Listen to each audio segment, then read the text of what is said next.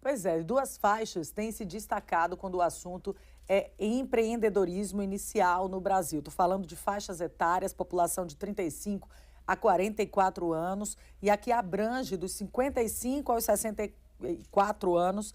Em 2024, elas registraram a maior proporção já verificada desde 2002. Essa pesquisa ela iniciou em 1999, mas o padrão ali atual da coleta de informações por faixa etária começou em 2002. É o que aponta o Monitor Global do Empreendedorismo, considerada a maior pesquisa de empreendedorismo do mundo.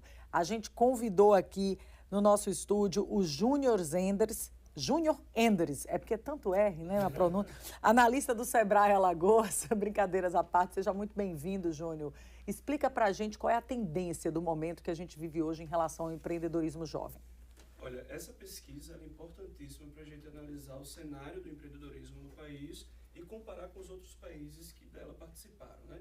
Nessa específica, foram 45 países participados e o Brasil teve um destaque muito importante. Para você ver, em 2023 nós tínhamos 30,1%. Júnior, eu vou pedir só que você dê uma pausa, a gente vai tentar aqui resolver o seu microfone, certo, que está com um probleminha. Talvez pegar o microfone sem fio para a gente Agora, falar Thaís, um pouquinho sobre essa pesquisa aqui, entender essa melhor. tendência dos empresários jovens, a gente já tinha notado, né? A partir do momento que as pessoas perceberam que não tinham acesso ao mercado de trabalho e passaram a promover, claro, o seu desenvolvimento, muitos deles passaram a ser, inclusive, visíveis aí nos bairros de um modo geral. O que a gente vinha em Alagoas é uma tendência nacional, né? Agora sim, Júlio e não Júnior, me perdoe. Júlio, pode continuar aí a sua impressão em relação a esse estudo. Perfeito. E aí, o que é que a gente acontece? O que é que a gente observa? Em 2023, nós tínhamos 30,1% de empreendedores na fase adulta, então de pessoas na fase adulta empreendendo. E agora, em 2024, a gente observa um aumento para 33,6%. O que é isso? É um aumento muito importante. A gente configura ali mais ou menos o quinto país nessa taxa, né? E correspondendo a um contingente de 46 milhões de pessoas empreendendo. Então, esse é um dos principais destaques que a gente tem ali de uma maneira geral. Outro que é importante a gente observar são dos potenciais empreendedores, ou seja, os adultos, 18 a 64 anos, que desejam empreender nos próximos 3 anos. A gente tem 50% da população adulta que deseja empreender nos próximos 3 anos. Isso nos dá um contingente de 47 milhões de empreendedores, coloca a gente em segundo lugar nisso aí. Para vocês terem uma ideia, os Estados Unidos está em quarto lugar nesse contingente com 20 milhões. Então, são destaques importantes. Quando você falou da estratificação por perfil do empreendedor, a gente vê o destaque no empreendedorismo feminino, tá? Então, aumentou de 40% mais ou menos em 23 para 46% desse público em 24. Então, as mulheres se utilizando do empreendedorismo para aumento de renda, para empoderamento. E eu gostaria de pegar esse gancho já para trazer um exemplo, porque a Carla é uma dessas empreendedoras, faz parte desse grupo de empreendedores iniciais. Ela que trabalhava como CLT, decidiu ali dar um salto rumo à sua independência financeira, rumo a uma nova vida, e foi aí que ela montou o próprio negócio dela. Isso aconteceu meses antes da pandemia, muitos desafios que foram enfrentados, a gente sabe como é o início de negócio, mas ela teve muita sabedoria e a experiência de uma vida inteira. Vamos ouvir o que ela diz.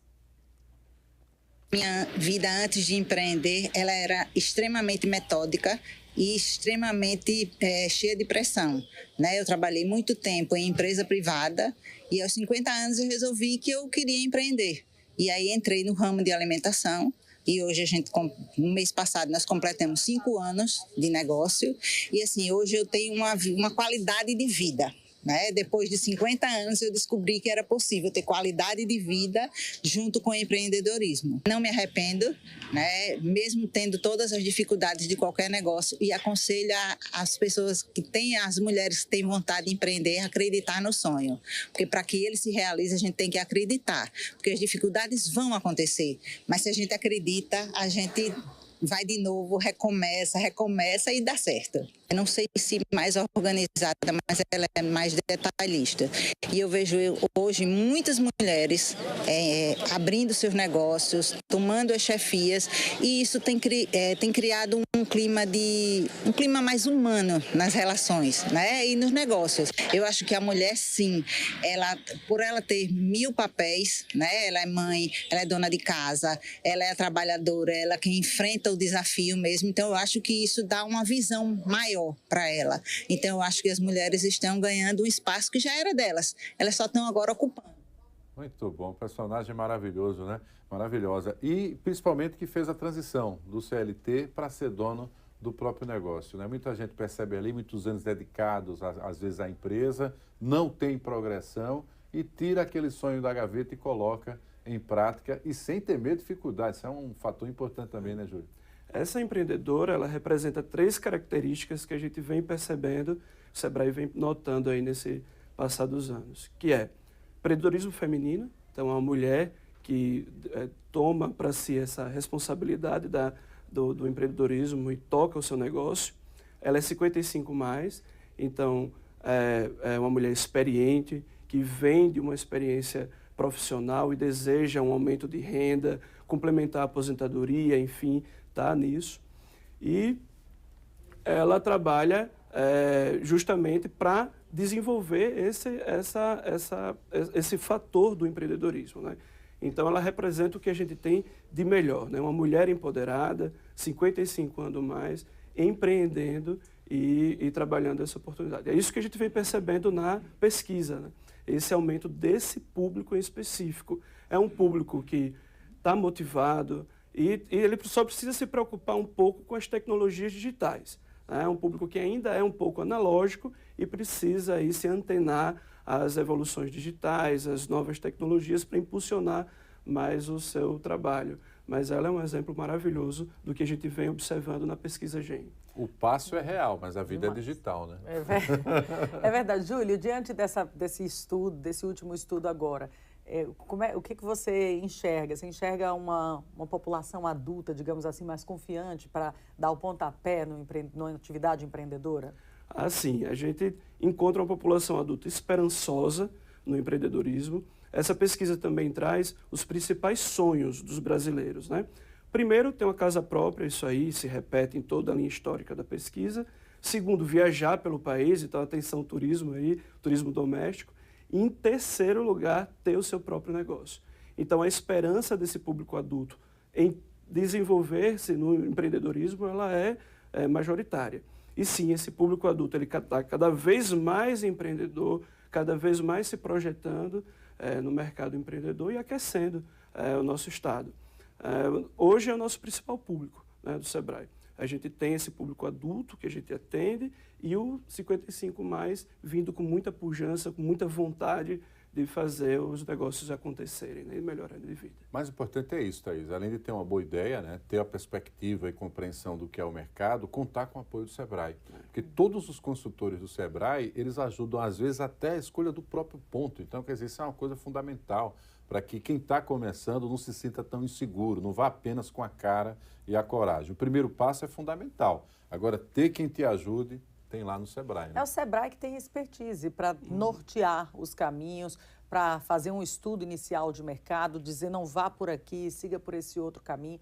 Então, assim, eu acho que é o pontapé inicial realmente para quem está pensando em empreender. Não é um caminho fácil, né? A gente viu o relato ali da Carla, não é fácil. E eu acho muito bacana também as iniciativas coletivas, que hoje estão muito em alta. Empreendedoras que se unem, formam mini cooperativas, buscam o Sebrae para ter essa consultoria. Isso tem acontecido muito, né, Júlio? Com certeza. Lá a gente tem projetos específicos para trabalhar o empreendedorismo feminino. Ele é trabalhado coletivamente, então as mulheres elas se reúnem, têm reuniões mensais, se desenvolvem. Então, sim, a associação dessas mulheres é muito importante para fortalecer o setor, né? Unidas, elas podem mais, têm mais acesso a crédito, têm mais acesso a fornecedores, conseguem construir centrais de negócio que são muito importantes para elas. Então, sim, a coletividade é sempre importantíssima para o desenvolvimento dessas mulheres, né, desse empreendedorismo tão importante. Muito A bom, gente show de espera que bola. realmente a nossa veia de empreendedor, né? Nós somos brasileiros, não desistimos nunca. Então, se não está bom aqui no CLT, vamos buscar um caminho que nos atenda, que nos, né, nos dê essa satisfação profissional, e o empreendedorismo tem sido o caminho realmente para muita gente. Conheço muitos empreendedores e empreendedoras que estão aí iniciando e estão muito satisfeitos com a jornada que iniciaram. E muito parte disso graças a esse apoio que o Sebrae dá. Então, só agradecimento, Júlio, que é analista do Sebrae, aqui com a gente falando um pouquinho sobre empreendedorismo. Muito obrigado, pessoal. Precisando, o Sebrae está aí de portas abertas para receber. Até uma próxima, Júlio. Vamos seguindo aqui. Vou dar uma dica, Thaís.